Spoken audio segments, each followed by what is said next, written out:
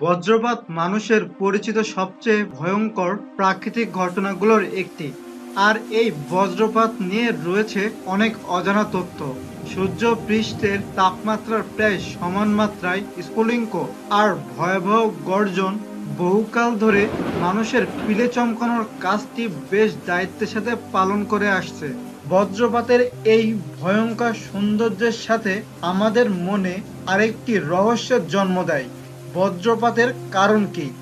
ছোটবেলায় এই প্রশ্নের কারণ খুঁজতে গিয়ে আমরা বেশিরভাগ সময় এই উত্তর খুঁজে পেয়েছি মেঘে মেঘে ঘর্ষণের ফলেই এই বজ্রপাত। এই ভুল ধারণার অবসানই এই ভিডিওর উদ্দেশ্য।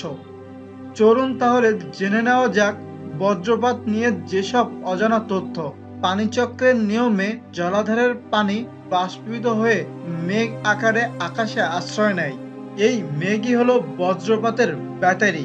বজ্রপাতের জন্য দায়ী মেঘ বৈদ্যুতিক চার্জের আধারের মতো আচরণ করে, আর উপরের অংশ পজিটিভ এবং নিচের অংশ নেগেটিভ চার্জে চার্জিত থাকে। মেঘ কিভাবে চার্জিত হয় তা নিয়ে বিজ্ঞানী মহলে বেশ মতভেদ থাকলেও সবচেয়ে প্রতিষ্ঠিত মতবাদ হচ্ছে পানিচক্রের জলকণা যখন ক্রমশ ঊর্ধ্বাকাশে উঠতে থাকে তখন তারা মেঘের নিচের দিকের অংশে বেশি ঘনীভূত থাকা অনেকগুলো বাষ্পকণা বেশ কিছু ইলেকট্রন হারায়। এই মুক্ত ইলেকট্রনগুলো মেঘের তলদেশে জমা হয় এবং ইলেকট্রন হারানোর পজিটিভ চার্জিত বাষ্পকণা মেঘের একপাশে উপর পৃষ্ঠে চলে যায়, যার ফলশ্রুতিতে মেঘগুলো শক্তিশালী ধারক বা ক্যাপাসিটর এর বৈশিষ্ট্য লাভ করে।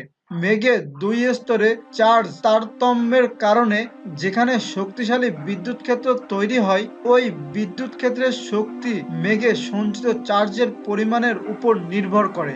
এভাবে বাষ্পকণা ও মেঘের সংঘর্ষ চলতে চলতে মেঘের উপরে এবং নিচে যথাক্রমে পজিটিভ ও নেগেটিভ চার্জের পরিমাণ বেড়ে গিয়ে একটা শক্তিশালী বৈদ্যুতিক ক্ষেত্র তৈরি করে, যে তার বিকর্ষণে পৃথিবী পৃষ্ঠে অবস্থানরত ইলেকট্রনগুলো ভূপৃষ্ঠের আরো গভীরে চলে যায়। ফলস্বরূপ একটা নির্দিষ্ট এলাকা ভূপৃষ্ঠ শক্তিশালী পজিটিভ বিদ্যুৎ ক্ষেত্রে পরিণত হয়। এখন বজ্রপাতের জন্য যা প্রয়োজন তা হলো বিদ্যুৎ প্রবাহের জন্য সামান্য একটু বাহক বা কন্ডাক্টর। কিন্তু আমরা জানি বাতাস বিদ্যুৎ অপরিবাহী। তাহলে বজ্রপাত কিভাবে হবে? মেঘের বিপুল শক্তিশালী বিদ্যুৎ ক্ষেত্র তার চারপাশের বাতাসের অপরিবাহী ধর্মকে নষ্ট করে দেয়, যাকে বলে ডাইইলেকট্রিক ব্রেকডাউন। মেঘে অবস্থিত বিদ্যুৎ ক্ষেত্র যখন যথেষ্ট শক্তিশালী হয়, প্রতি ইঞ্চিতে প্রায় 10,000 ভোল্ট, তখন তার আশেপাশের বাতাস পজিটিভ এবং নেগেটিভ চার্জে বিভক্ত হয়ে যায়। এই আয়নিত বাতাস প্লাজমা নামে পরিচিত। বাতাস আয়নিত হয়ে মেঘ এবং ভূপৃষ্ঠের মধ্যে বিদ্যুৎ চলাচলের পথ বা শর্ট সার্কিট তৈরি করে দেয় এবং বজ্রপাত ঘটায়। সব অজানা তথ্য পাওয়া কিন্তু এখনো শেষ হয়নি। তাহলে বজ্রপাতের স্ফুলিঙ্গ কোথা থেকে আসে? এখানে আমরা পাঠ্যপুস্তকের জারণ বিজারণ প্রক্রিয়ার ধারণা ব্যবহার করব। কোনো ধাতুর সাথে অক্সিজেনের বিক্রিয়ার ইলেকট্রন নিষ্কাশনের প্রক্রিয়াই হলো জারণ।